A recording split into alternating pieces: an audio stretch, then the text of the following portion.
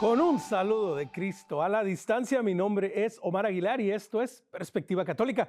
Perspectiva Católica, nuestro encuentro semanal en donde traemos a la mesa de discusión, a la mesa de debate, temas de actualidad, temas de importancia, temas relevantes y de vez en cuando volteamos la mirada hacia los cielos. Porque el tema del día de hoy precisamente conlleva este alucinamiento colectivo quizás que se ha vivido en los últimos años acerca de la posibilidad de vida fuera de la Tierra, vida extraterrestre, y cómo se compagina, cómo se vive, qué dice esto para nuestra fe, cómo lo vivimos.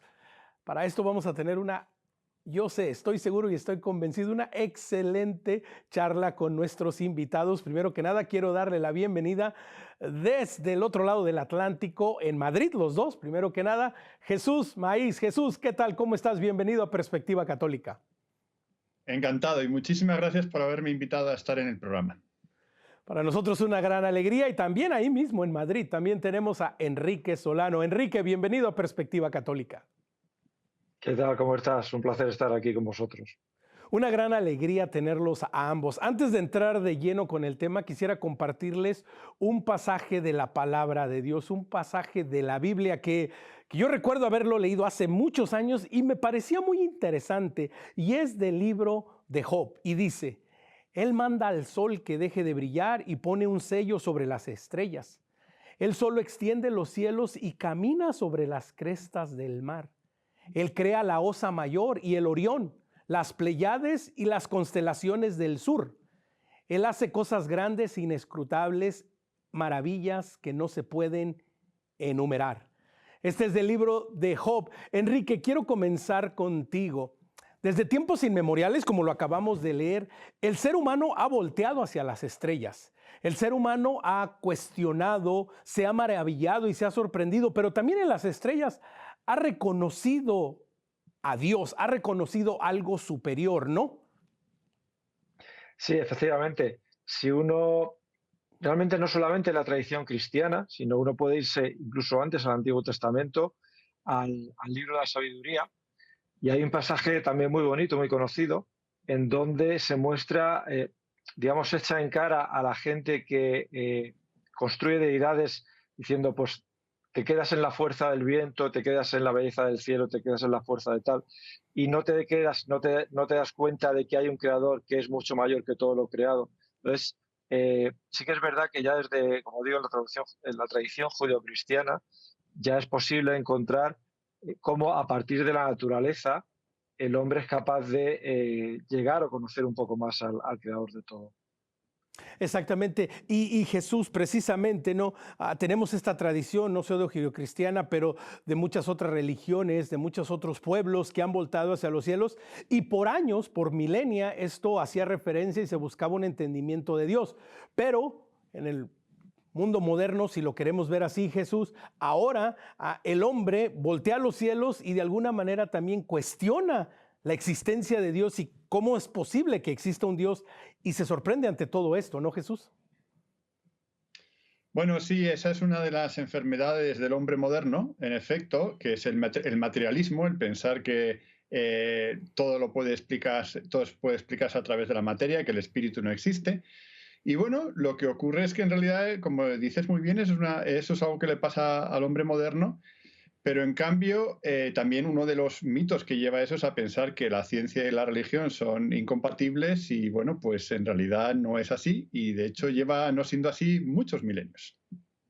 Exactamente, parte de estas leyendas negras, ¿no? Que nos presenta que hay una lucha entre la posibilidad de Dios y la posibilidad de la ciencia, de que no compaginan. Y precisamente, ¿no, Jesús? Continuando con este tema, ¿cómo se compagina, no, la ciencia y la fe, y por qué para el hombre moderno le cuesta trabajo reconciliar a estas dos cuando, como bien lo has dicho, por milenia hemos caminado juntos? A decir verdad, la fe ha sustentado la ciencia. Pues en efecto es así, y desde el punto de vista histórico se ve una cosa muy curiosa, que el momento en el que se empieza a pensar que la ciencia y la religión son incompatibles es un fenómeno sobre todo de la segunda mitad del siglo XIX, y es un fenómeno que curiosamente tiene lugar en Estados Unidos, empieza allí, E inicialmente esto empezó como una forma de propaganda anticatólica en Estados Unidos y luego se acabó generalizando al resto de las religiones, y esto es lo que los historiadores de la ciencia llaman la teoría del conflicto, que es el pensar que la ciencia y la religión hablan de dos cosas que son incompatibles, y por lo tanto, bueno, como el mundo moderno, la ciencia ha conseguido tantos logros, es la religión la que tiene que dar paso a la ciencia porque ambas son incompatibles. En cambio, la posición nuestra, o la posición que realmente ha predominado a lo largo de la historia, es que en realidad la ciencia y la religión las dos tratan de averiguar la verdad, dos aspectos distintos de la verdad, con métodos distintos, pero las dos son la verdad, por lo tanto no pueden ser incompatibles. Exactamente, y Enrique, precisamente, ¿no? Es esta búsqueda de la verdad en donde desde la persona de fe, desde la perspectiva del creyente, pues no solo se puede y no solo se vale, sino que se debe hacer ciencia, se debe de cuestionar al mundo natural, se deben de buscar respuestas, ¿no? Desde podemos decirlo así, Enrique, desde una duda sana. Sí, efectivamente. De hecho, si te das cuenta, la ciencia moderna surgió en Europa Occidental, surgió en un entorno cristiano. No surgió en ninguna otra parte del mundo, en ningún otro sustrato cultural o religioso, sino en el cristiano. Y esto tiene un motivo, y es porque, tal y como decía antes, el cristiano, desde el principio, ha visto la naturaleza como un medio para conocer mejor a Dios. El símil que siempre se pone es el de la obra de arte y su autor. Si yo tengo un cuadro de Velázquez y un cuadro de Picasso, son muy distintos, y estudiando cada uno de ellos puedo llegar a inferir por propiedades, características, cómo es el autor de cada uno de esos cuadros. Algo similar ha visto el cristiano siempre en la naturaleza, un medio. Estudiando lo creado puedo llegar a conocer mejor a Dios. Y es por eso por lo que la ciencia moderna se desarrolló en el mundo cristiano, es por eso porque a lo largo de los siglos es posible encontrar científicos brillantes que han sido católicos, y es por eso por lo que, por ejemplo, ahora en pleno siglo XXI, la Iglesia, donde ya hay un desacople desde hace ya siglos entre lo que es el mundo de las universidades, el mundo científico, el mundo de la Iglesia, pero incluso así, en pleno siglo XXI, pues la Iglesia sigue manteniendo un observatorio astronómico, el Observatorio Astronómico Vaticano, en donde se hace ciencia, donde se hace astrofísica, como se puede hacer de cualquier otro observatorio astronómico. Por tanto,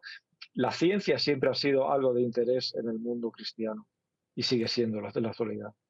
¿Y qué nos dice, Enrique? ¿Qué nos dice la ciencia? ¿Qué nos dice la observación? ¿Qué nos dice la teoría? ¿Qué nos dice todo esto de la particularidad de la vida en la Tierra? Por observación y por todo lo que hemos aprendido y seguimos aprendiendo, ¿qué nos muestra esto de nuevo, de la particularidad de la vida como tal, como la vivimos tú y yo conversando con Jesús, teniendo este diálogo? ¿Qué nos dice la ciencia de esto, de la vida en la Tierra?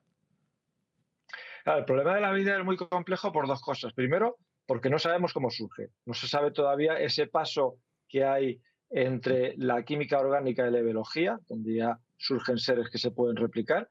No se sabe cómo ocurre.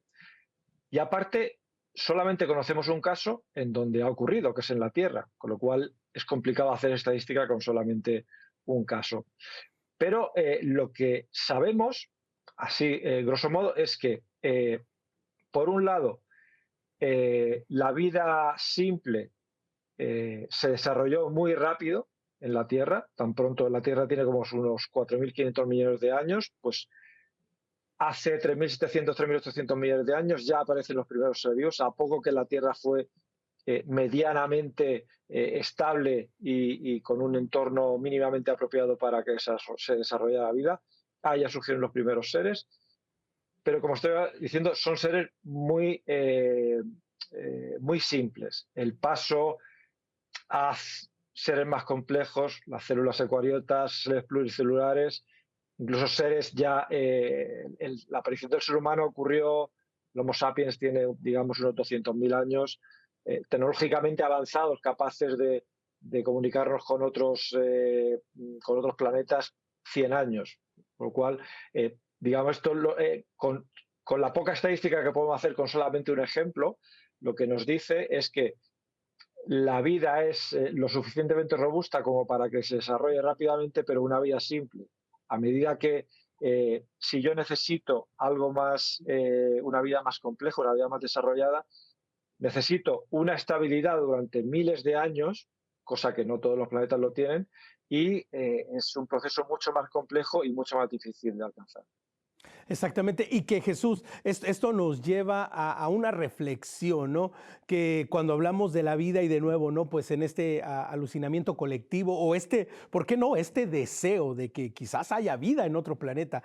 No, es que tiene que, o aquellos, ¿no? Que van al extremo y afirman, es que tiene que haber vida en otro, es que es imposible, como acaba de decir Enrique, ¿no? Jesús, reconocer primero que nada la particularidad, la belleza y, ¿por qué no? Todavía el misterio de la vida misma aquí en nuestro planeta, ¿no, Jesús? En efecto, así es.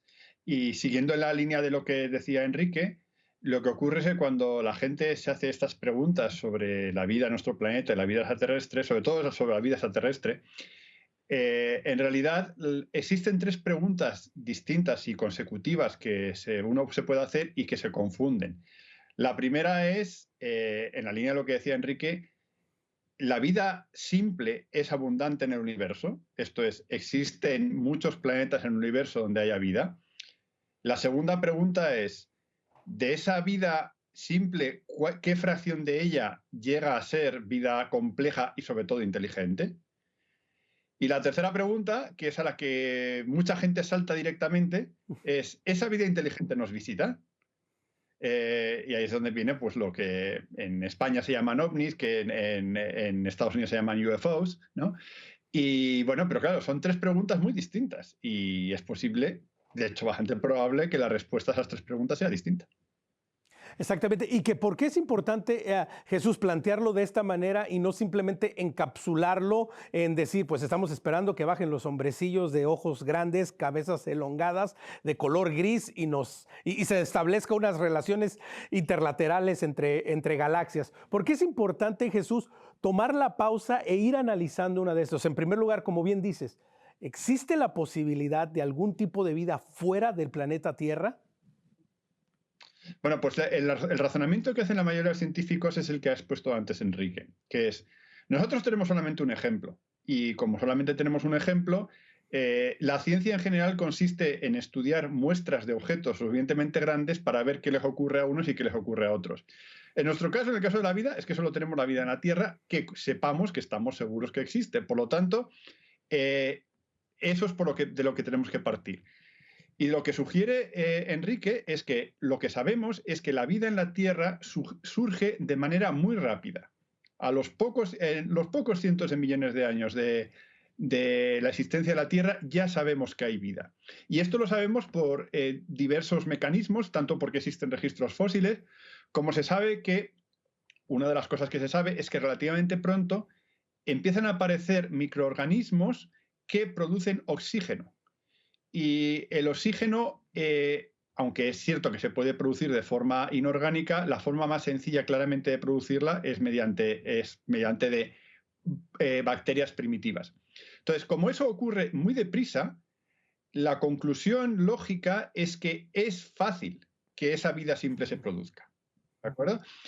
Y honestamente no lo sabemos. La respuesta a esa pregunta, ni siquiera esa pregunta la sabemos, porque como seguimos teniendo solo un ejemplo, pero la respuesta a esa pregunta es una pregunta en la que hoy en día se está invirtiendo mucho tiempo en intentar descubrirlo. Es el motivo por el cual, por ejemplo, cuando se diseñan misiones por ejemplo, al planeta Marte o a alguna misión nueva, alguna luna de Júpiter o de Saturno, se dice, bueno, pues si es cierto que la vida se produce con facilidad, lo lógico sería el ir a ver y si hay señales de que en algún momento en esos sitios ha habido vida.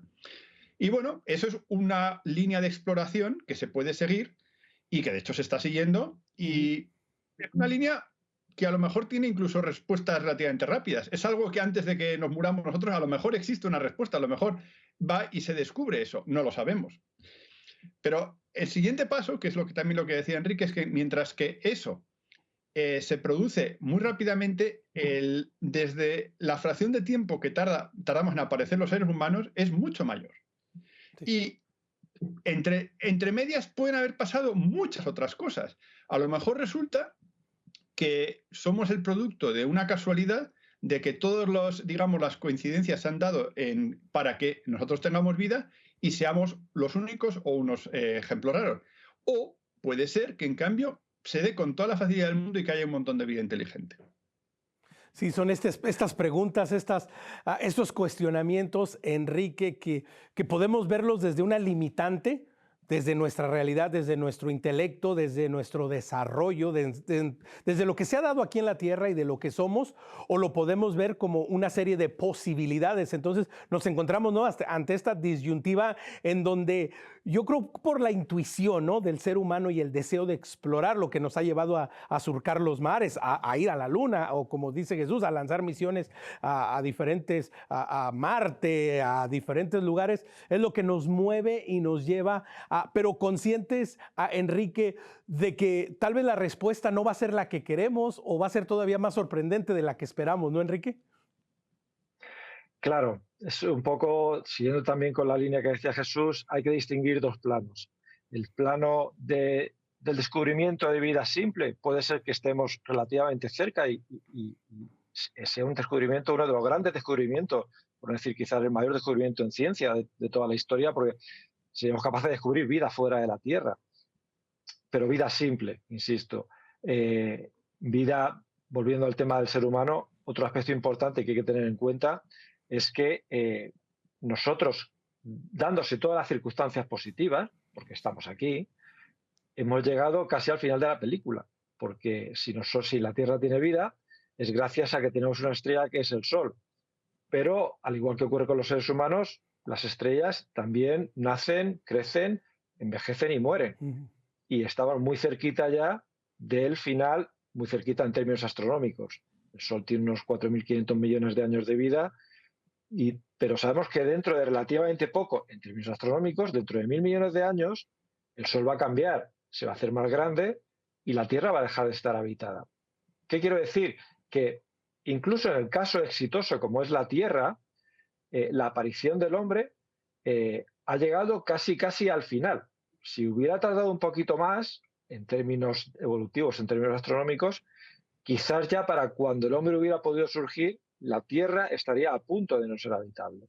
Lo cual, insistiendo una vez más en el único caso que conocemos, que es la Tierra, pues eso nos invita a pensar de que el desarrollo de vida compleja quizás sea más complicado. Otro tema distinto es incluso cómo identificarla, cómo contactar, eso sería otro tema, pero simplemente el desarrollo de vida compleja, inteligente, es mucho más, complicado, por lo poco que sabemos, que el desarrollo de vida simple. Y que precisamente Jesús, ¿no?, esta primera parte, este planteamiento así muy general de la vida en la tierra, de lo que significaría vida fuera de nuestro planeta y como lo vienen ustedes aclarando, ¿no? En primer lugar, de una vida simple, ¿no? De esas primeras condiciones para que algo pueda ser considerado que tiene vida fuera de la tierra. Y Jesús, para ustedes como científicos, para ustedes como hombres de ciencia, bueno, pues verdad, siempre el observar, el analizar, el comprobar y volver a comprobar. Pero ¿cómo se compagina esto con su fe? Como personas de fe, como personas que creen en un Dios, como personas que tratan de hacer el bien, de amar al prójimo, las posibilidades de vida fuera de la tierra. ¿Cómo se compagina? ¿Cómo se vive esto? ¿Es un choque? ¿Hay que separarlos? ¿Hay que colgar la fe en la entrada, en la chaqueta y me voy, me pongo? ¿Cómo se vive esto? Pues no hay ningún problema. No hay, y además en esto es fácil hablar porque hasta la propia Iglesia Católica ha dejado bien claro que no es incompatible la existencia de vida extraterrestre o incluso de vida inteligente con la fe, en absoluto. Simplemente, desde nuestro punto de vista, a punto de vista de la religión católica, nosotros sabemos muy bien que nuestras fuentes de conocimiento de la fe, aparte de la razón, por un lado, que es la que disponemos todos los seres humanos, tenemos, por supuesto, lo que es la Biblia, tenemos la tradición y tenemos el magisterio de la Iglesia Católica, y en nada de eso dice en ningún momento que no existe la vida extraterrestre.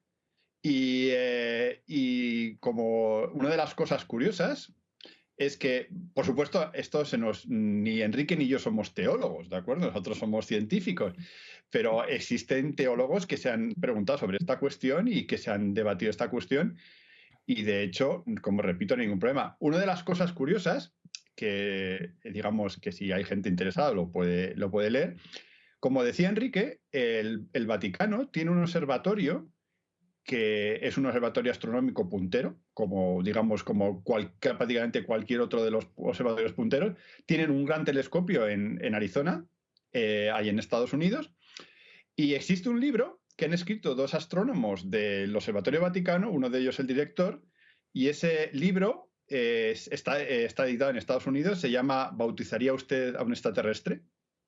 O sea, ¿Would you baptize an extraterrestrial? Y estos dos científicos, que además uno de ellos es sacerdote, el otro es un hermano jesuita, y entre los dos autores dicen claramente, es un libro muy interesante porque habla precisamente de todas estas cuestiones y dicen que desde su punto de vista no hay ningún problema. El libro, cuando habla de este tema, es muy curioso porque el libro es un diálogo entre los dos jesuitas, y cuando el libro empieza a hablar, uno de ellos le está contando a otro que una vez fue en un viaje con el Papa a Inglaterra, y entonces se encontró con que tenía que dar una rueda de prensa, y todos los periodistas, era la primera vez que hacía algo de esto, y todos los periodistas empezaron de una forma muy agresiva a decirle que cómo podía él ser científico y a la vez, tener fe. Y él pues simplemente andaba diciendo el mismo tipo de respuestas que decíamos nosotros, y entonces uno de los periodistas, un poco como para pillarle en la trampa, le dijo la pregunta esta de ¿bautizaría usted a un extraterrestre?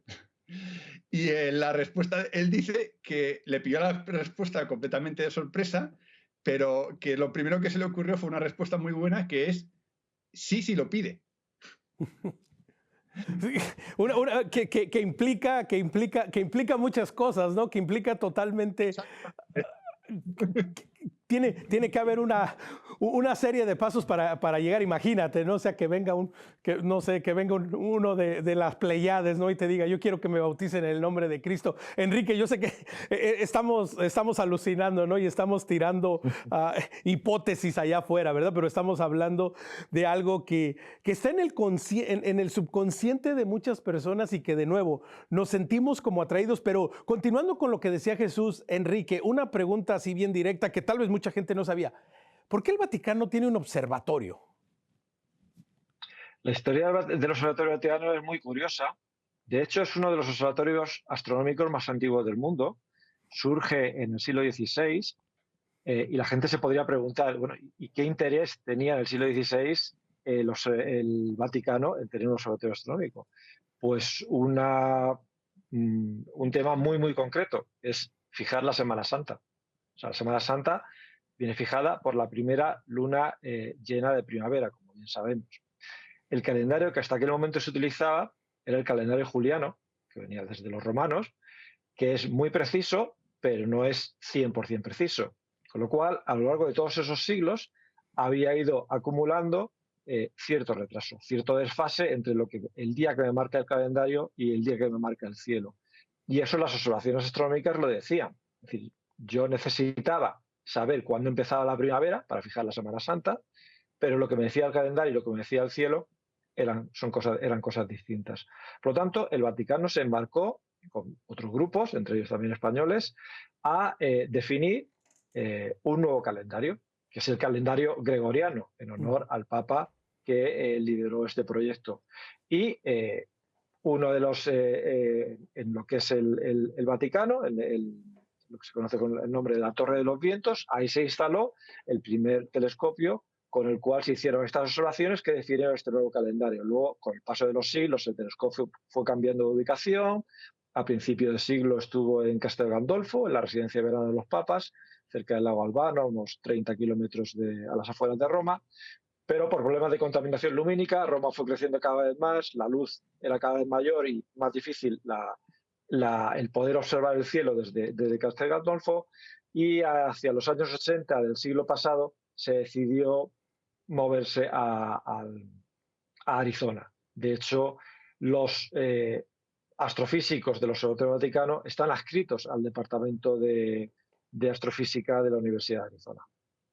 Qué interesante que mencionas todo esto y Enrique, haciendo un paréntesis y viendo la importancia aquí de lo que decíamos desde el principio, ¿no? La observación de las estrellas, la observación del cielo, pues no solo nace de tratar de entender la magnanimidad de Dios o de preguntarnos si existe vida fuera de nuestro planeta, pero también, Enrique, la importancia que esto tiene, por ejemplo, para las comunicaciones, ahora nosotros mismos conectados de esta manera, o el clima o la agricultura, ¿no? También reconocer que la observación y aprender de los astros celestiales y del universo tiene implicaciones concretas y prácticas para hoy en día, ¿no?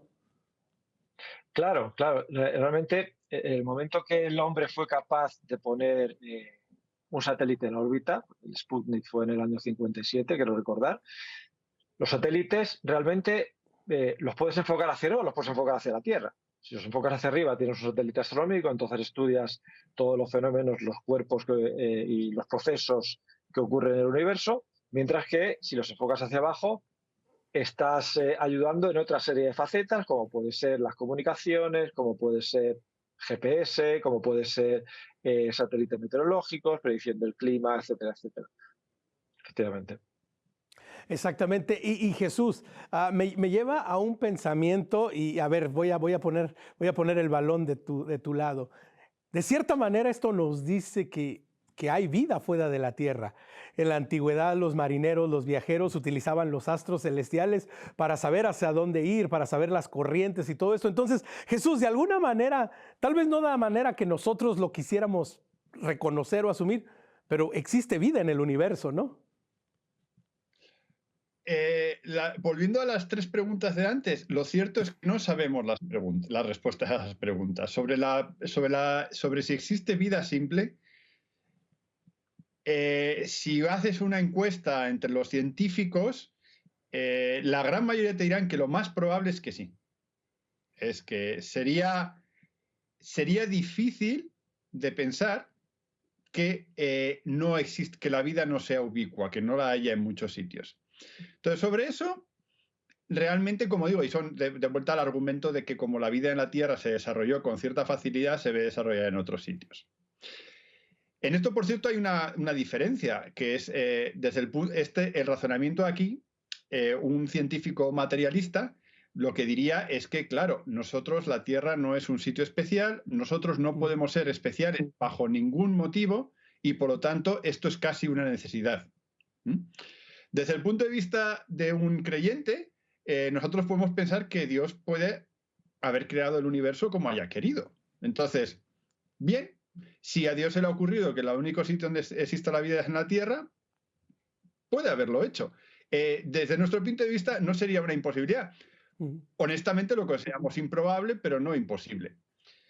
El siguiente paso, que es el de la vida compleja, es donde hay más discrepancias. Es donde, dependiendo a quién le preguntes, los hay muy optimistas y los hay muy pesimistas. Y hay artículos científicos escritos sobre esto, sobre la probabilidad y hay, digamos, existe una ecuación que se llama la ecuación de Drake, que es una ecuación que intenta poner parámetros sobre qué es lo que tiene que ocurrir para que haya vida inteligente o no.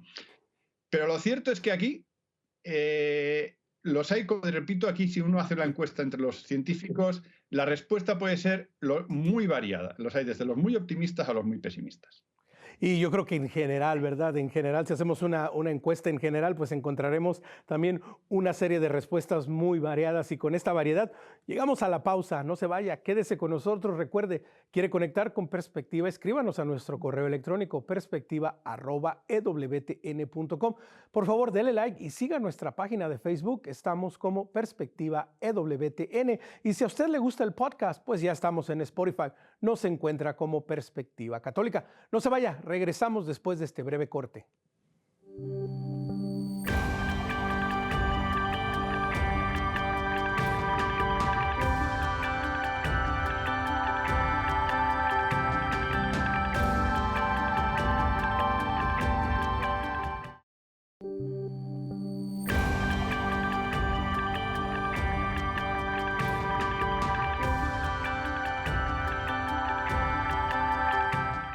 Omar Aguilar, Perspectiva Católica. Hoy en Perspectiva Católica estamos hablando acerca de la posibilidad de que exista vida fuera de nuestra tierra y cómo ésta se compagina con nuestra fe. Estamos hablando con los científicos Jesús Maíz y Enrique Solano, ambos desde la capital de España, en Madrid.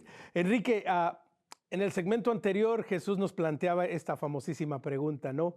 Pues si viniera un extraterrestre y te pidiera, lo bautizarías, ¿no? Y la respuesta es, pues si me lo pidiera.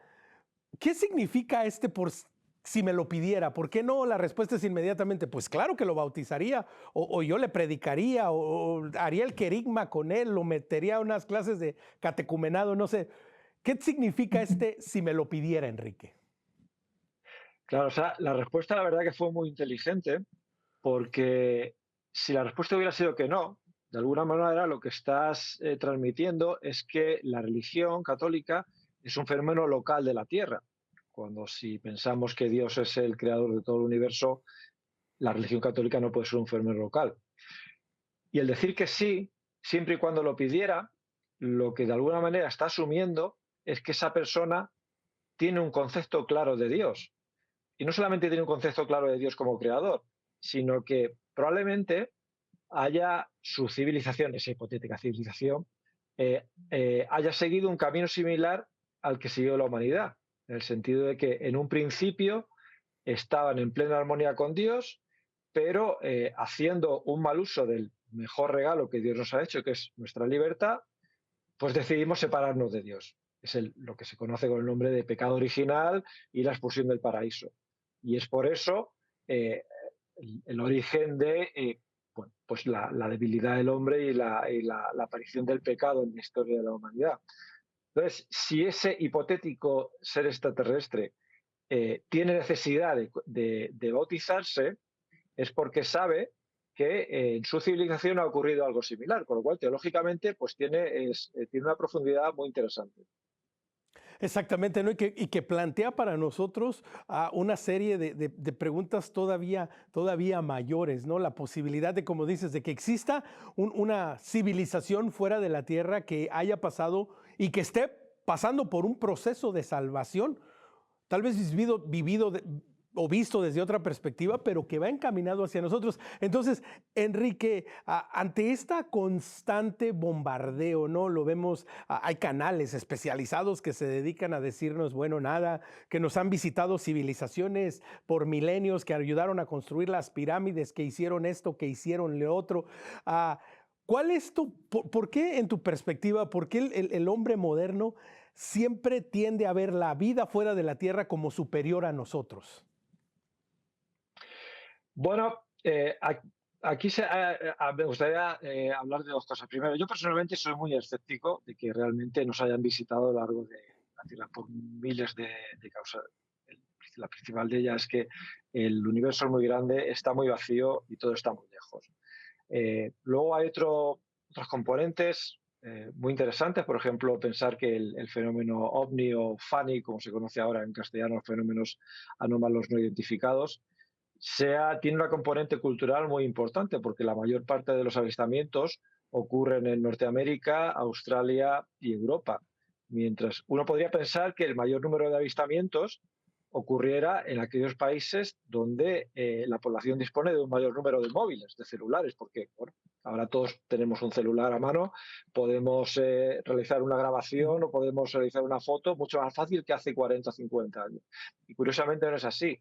En países donde digamos, el número de móviles es mayor, China, Pakistán, Indonesia, la Unión Soviética incluso, ahí compara la estadística y el número de avistamientos es menor. Lo cual, bueno, digamos que yo particularmente soy bastante escéptico en pensar que hayamos sido visitados y mucho menos de manera frecuente por otras civilizaciones. Exactamente, ¿no? Es curioso, ¿no? Parece que solamente tienen ciertas locaciones, ciertos lugares en donde les gusta visitar y los avistamientos generales, entre comillas, ¿no?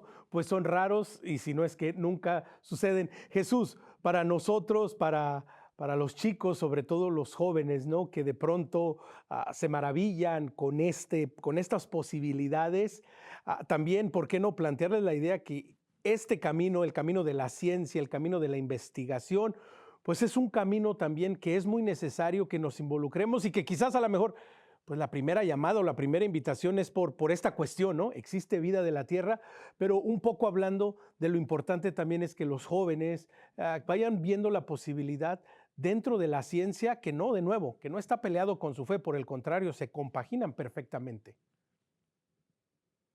En efecto, por supuesto que los dos se compaginan. Por responder un poquito también a lo que estaba diciendo Enrique, a la pregunta de que, en efecto, creo que yo también soy muy escéptico, igual que Enrique. Creo que buena parte de esto es un fenómeno cultural, ¿de acuerdo? Y buena parte de este fenómeno cultural lo explica muy bien una cita de Chesterton, un escritor católico inglés de hace un siglo, que dijo que cuando la gente deja de creer en Dios, pasa a creer en cualquier cosa. Entonces, entonces es precisamente en parte la falta de... que obviamente vivimos que el porcentaje de creyentes en el mundo occidental es mucho más bajo que el que era hace un siglo, y esto ha llevado, pues la gente busca la solución. La ciencia obviamente da unas respuestas, que son unas respuestas a unas preguntas sobre cómo funciona el universo, cómo puedo producir bienes materiales, sin duda, y para eso es excelente, pero lo que realmente la gente, las últimas preocupaciones, es cuál es el sentido de mi vida, qué es lo que tengo que hacer con mi vida, qué va a pasar, voy a seguir existiendo después de morir. Esas son cosas que a la gente le importan mucho más que en realidad que las preguntas más materiales. Y esa búsqueda de la verdad es lo que lleva a la gente, pues, a pensar, por ejemplo, pues a uno en obsesionarse con que los ovnis los extraterrestres nos van a salvar y entonces pues, los extraterrestres tienen que existir. Y para los jóvenes, bueno, pues a los jóvenes pues decirles que lean y que lean de todo, ¿de acuerdo? Y que si sabiendo leer de todo, descubrirán que a veces las cosas que, digamos, se creen en el entorno moderno no son a veces más que modas pasajeras. En este aspecto hay una cita muy buena de otro escritor, también inglés y creyente, aunque él era anglicano, que es C.S. Lewis, que dijo que una de las razones por las cuales nos interesa saber qué pasó en el pasado, cuál es la historia, no es por un conocimiento, digamos así, abstracto, sino para saber distinguir que algunas de las cosas que hoy en día son populares no son más que modas pasajeras y que hay cosas que no cambian nunca. Y una de las cosas que no cambian nunca es que desde hace 2000 años existe una comunidad de cristianos que básicamente llevamos 2000 años diciendo las mismas verdades sobre cuál es el propósito del universo, para qué estamos en la Tierra, para qué vivimos, qué es lo que debemos hacer para llevar una vida mejor. Y eso realmente después de 2000 años no ha cambiado. Y claro, como hay gente, digamos, que no piensa igual que nosotros, pues a veces pueden surgir mensajes como el que la ciencia y la religión son incompatibles, pero en realidad los hechos demuestran que no es así. Una de las cosas que ya ha mencionado, por ejemplo, antes Enrique, es que buena parte de los científicos que han existido a lo largo de la historia han sido creyentes. Y no solamente hace 500 años, también hoy en día o hace 100 o hace 200 años. Y bueno, y muchos de esos científicos, por cierto, han dejado escritos gran cantidad de textos sobre cómo la ciencia y la fe son compatibles. Y que hoy en nuestro día, Enrique, ¿verdad? Agregando a lo que dice Jesús, sobre todo, por ejemplo, ustedes lo mencionan y es una verdad, en Estados Unidos, desde donde hacemos este programa, el número más grande de personas que está creciendo es de aquellos que son religiosos pero no profesan ninguna fe. Entre nuestros jóvenes es el número más grande de jóvenes que se identifican sin religión, lo que se conoce como los nones, los que no tienen religión, los que pues simplemente creen que hay algo superior, pero no lo identifican como nada. Entonces, Enrique, con esta pregunta, ¿no crees que también hay una tremenda maquinaria de propaganda para de alguna manera impulsar y que esto, entre comillas, se pueda convertir en una realidad?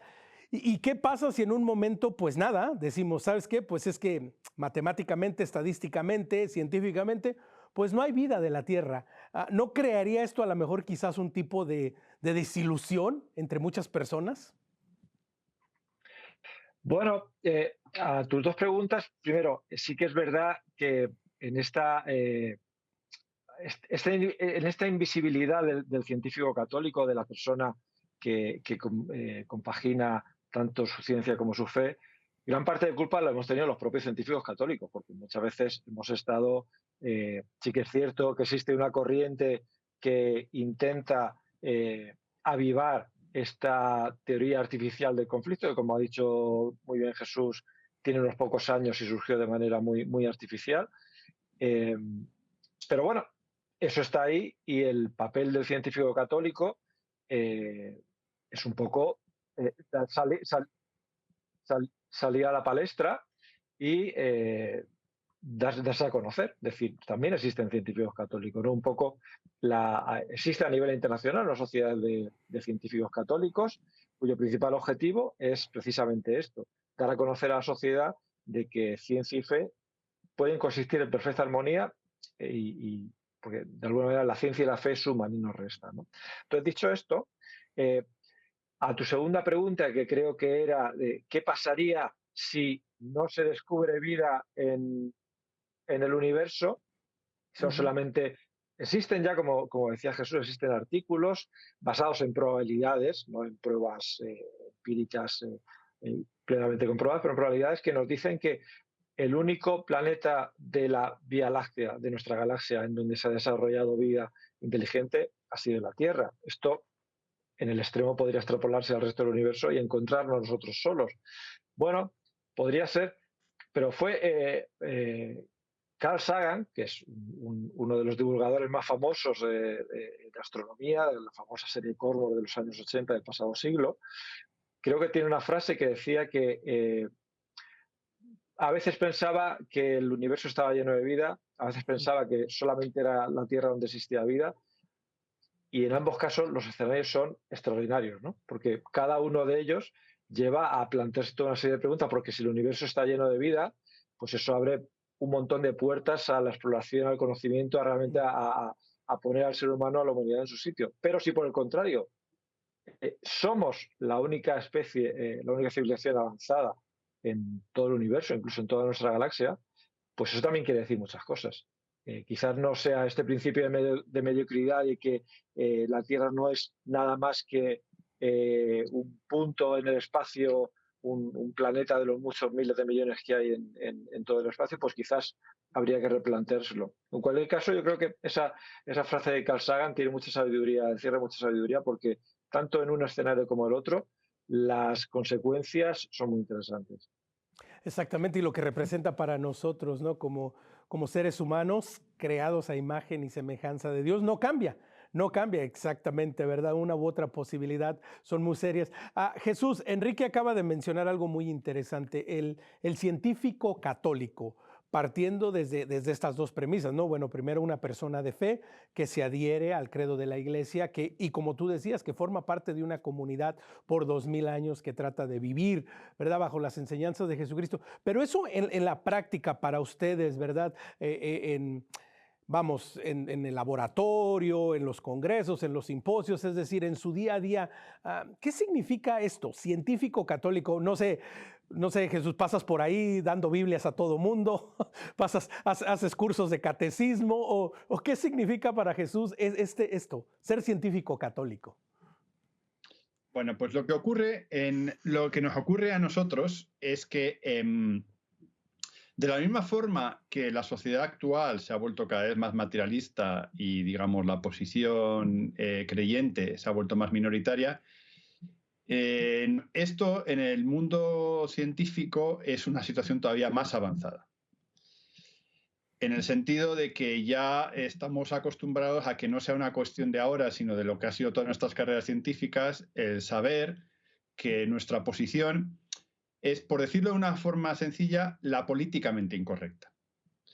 No quiere decir que seamos minoría, porque sobre esto hay un libro escrito por una socióloga en Estados Unidos, muy curioso, en que se puso realmente a investigar este tema a base de hacer encuestas y después seguir las encuestas con entrevistas a fondo. Y lo que ocurre es que el porcentaje, en Estados Unidos, el porcentaje de científicos que cuando les preguntas de verdad se declaran creyentes está en torno al 40%. Lo cual, desde un punto de vista, puede parecer poco, pero cuando tú le dices este número a un científico que no ha sabido de este estudio, te dice tantos, un 40%. ¿Y cómo es entonces, de dónde surge el hecho de que hay un porcentaje que no es mayoría, pero que es un gran porcentaje, y que en cambio sea desconocido? Pues es un poco por lo que decía antes, existe porque es la posición políticamente incorrecta. Por ponerlo esto en términos que alguien que viva en Estados Unidos lo puede entender fácilmente. Hay entornos de trabajo en que la mayoría de las personas se declararán republicanas y entornos de trabajo en que la mayoría de las personas se declararán demócratas. Entonces, un republicano en un trabajo en que está en mayoría de demócratas, pues simplemente lo más normal es que se quede calladito y que no diga nada porque, bueno, pues ¿para qué me voy a meter en líos en el trabajo? Y me da igual, no es porque sea republicano o demócrata, ¿me entiendes? Da igual, cambias de demócrata por republicano y la respuesta es exactamente la misma. Eso quiere decir porque es que en todo entorno social hay una posición, un tipo de ideas que se consideran las correctas. Y bueno, pues simplemente la mayor parte de las personas que, digamos, está en la posición que no se considera la correcta, la tendencia humana es a evitar problemas y a no decir nada. Y bueno, pues como decía, claro, lo que le estás haciendo es que, aunque, como ha contado Enrique, esto es una cosa que estamos intentando cambiar con esta sociedad de científicos católicos que empezó hace una década en Estados Unidos, pero que ahora se ha expandido a España. Y bueno, pues obviamente nosotros somos de los que pensamos que, bueno, pues que a lo mejor si hablamos conseguiremos que haya menos católicos que no se callen. Y Jesús, algo que mencionas, ¿no? Que dices, bueno, pues para algunas personas puede considerar pues el camino de la paz, ¿no? Es decir, mejor me mantengo mis opiniones o mejor, ¿verdad? Aquello que yo creo o mis convicciones, pues mejor las guardo en pos de llevar la paz. Pero hasta cierto punto, ¿hasta cuánto podemos comprometer la verdad? ¿Hasta cuánto se puede comprometer aquello que es comprobable y simplemente no dejarse llevar por las masas o ver, como dices, ¿no? Que se me viene la masa encima y pues solo soy yo y mejor no guardo silencio. ¿Hasta qué punto se puede comprometer esto? Pues esa es la eterna pregunta que, digamos, bueno, si algo tenemos experiencia los creyentes es haber sufrido persecuciones a lo largo de 2000 años, con lo cual obviamente no somos los primeros que nos respondemos a la pregunta. También, por no ser negativo, es cierto que hoy en día el grado de libertad que existe es muy superior al que podía existir en tiempos pasados. Por lo tanto, obviamente, ese grado de persecución que en el pasado podría haber supuesto un grave riesgo físico o incluso la muerte, hoy en día es mucho menos probable que pase. Pero es cierto, la cuestión está en qué decir, cómo decirlo y cuándo decirlo. Es difícil. Básicamente, pues la forma en que yo creo que la forma más apropiada es, bueno, tú no vas a entrar en una reunión, digamos, de 100 personas, de 100 científicos y empezar a difundir el Evangelio, porque básicamente eso sería contraproducente. Eso lo único que conseguirías sería crear una situación en la que el efecto sería el contrario al que buscas. No, en realidad, como en parte además nos dice el Evangelio, ¿os acordáis? El Evangelio dice claramente que cuando creemos que un hermano ha cometido un error, primero hay que tratar de corregirle en privado, antes de someterlo al público. Pues expandiendo esa analogía, uno puede intentar difundir las ideas, pero solamente una vez que uno tiene confianza con la persona y, digamos, lo hace de forma individual. Y así a lo mejor, pues a veces se consigue. Yo cuando esta pregunta, que por cierto me la han hecho unas cuantas veces, la respondo a esta pregunta contando una anécdota. Una vez, hace ya bastante tiempo, hace ya casi 20 años de esto, estaba yo atendiendo un congreso científico y en un descanso del Congreso estábamos en un café tomándonos un refresco entre 4 personas, 4 astrónomos, y salió este tema, y salió el tema por parte de un astrónomo, de uno de los presentes, que yo ya intuía y me lo dejó claro que era claramente no creyente.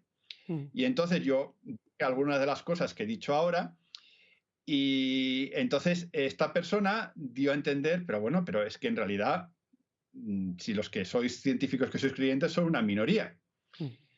Y en ese momento, los dos nos ponemos a mirar a las otras 2 personas que estaban, 2 científicos que estaban sentados con nosotros, y esos 2 científicos acabaron diciendo cada uno que ellos eran creyentes también. Pasaron entonces, de minoría a mayoría. Exactamente, pasamos de minoría a mayoría. Y esta anécdota lo que revela es que, bueno, yo no es por criticarles a esas 2 personas. Las 2 personas, simplemente el tema no había salido. En el momento en que salió el tema, pues sí, pues muy bien. Pero este tipo de situaciones se puede dar con más frecuencia de lo que parece. Sí. Y bueno, lo que ocurre es que hay Es cierto que como ya decía, la posición políticamente correcta entre los científicos es la de no ser creyente, es muy fácil que los que sean más virulentamente anticreyentes, aunque sean una minoría, pongamos que a lo mejor son el 5% o el 10%, el ambiente normal les es favorable a ellos, es más fácil que sean ellos los que hablen. Sí. No, muy interesante. Y Enrique, también quería tener tu opinión en este aspecto. ¿Cómo se compagina esto igual, no? Pues, no sé, pasas por ahí repartiendo Biblias, haces cursos de catequesis, o cómo vives el día a día el ser científico y ser católico. Sí, pues un poco en la línea de lo que contaba Jesús. Estaba pensando, cuando estaba hablando Jesús, me he acordado de una cita de Georges Lemaitre. Georges Lemaitre es un sacerdote belga y fue uno de los cosmólogos más importantes de la primera mitad del siglo XX. La cosmología, digamos, es la parte de la astrofísica que estudia lo que es el origen del universo. Fue el padre de la teoría del Big Bang, aquello que nos dice que hay un momento en donde todo se crea, la materia, la energía, el espacio y el tiempo. Pues esa teoría la propuso un sacerdote católico belga, Georges Lemaitre, como he dicho. Entonces él decía que un científico católico en el laboratorio, en su centro de trabajo, trabaja con las mismas herramientas que un científico no católico, al igual que un nadador católico nada con la misma, o estudia las mismas técnicas de natación que un nadador no católico. En ese entorno, digamos, por así decirlo, la fe no es que sobre, pero no es una herramienta para el trabajo diario. Dicho esto, es cierto, no tiene ningún sentido porque, como muy bien ha dicho Jesús, sería contraproducente ir, pues, no sé, por los pasillos del laboratorio con una cámara diciendo arrepentidos que vais a arder en el infierno, porque al final uno conseguiría lo contrario de lo que persigue. Pero también es cierto que a lo largo de los días, a lo largo de la jornada de trabajo, siempre hay momentos de una pausa para un café, en un paseo, yendo a comer, durante la comida. Puede surgir, hay diferentes momentos en los que puede surgir debatir sobre este tema. Y es ahí donde, yo creo que la palabra clave en todo esto es naturalidad.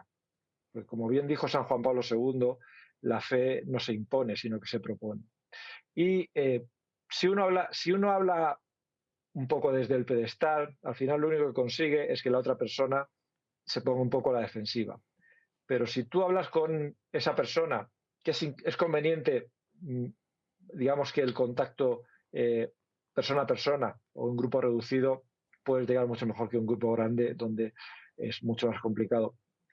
Pero digamos, en esa situación donde uno ve que es favorable, que ha salido un tema en donde, pues yo creo que lo mejor es de manera natural, insisto, la naturalidad es clave en esto, es poner tu opinión. Es decir, mira, yo soy un científico católico y pienso esto. Y al final, yo creo que esa conversación puede ser enriquecedora para los dos, porque en un debate constructivo, al final cada uno aprende del otro. Y es en esos contextos, en esas situaciones donde uno realmente puede evangelizar en su centro de trabajo, su centro de investigación. Exactamente, ¿no? Y con esto nos vamos a quedar en esta fascinante charla, en el descubrir que debemos estar abiertos al debate, que tal vez no tendremos la respuesta final, pero partiendo siempre desde la caridad. Gracias a Enrique, gracias a Jesús por iluminarnos en este tema tan interesante. Recuerde, si quiere conectar con nosotros, escríbanos a nuestro correo electrónico perspectiva@ewtn.com. Dele like a nuestra página de Facebook y síganos, ahí ponemos todos nuestros programas, perspectiva@ewtn.com. Y también, si a usted le gusta el podcast, estamos en Spotify, nos encuentra como Perspectiva Católica. Desde aquí queremos agradecerles por su amable sintonía, pero recuerde que nuestra perspectiva siempre sea el amor.